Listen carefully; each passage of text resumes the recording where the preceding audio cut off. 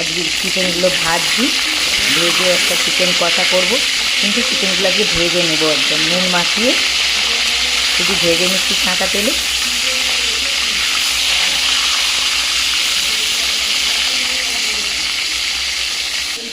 এখানে একটু একটা একটা করে সব মাংসগুলো ভেজে নিয়েছি, এবার তুলে নেব।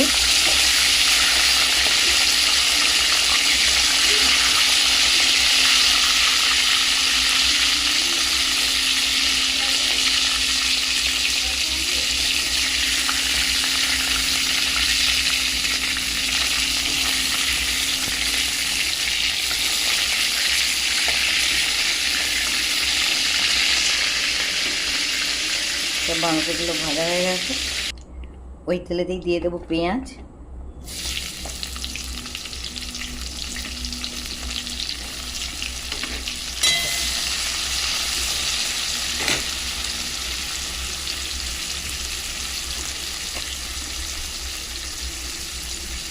ভালো করে পেঁয়াজটা একটু লাল লাল হবে। এটা চিকেন ফ্রাই কষা।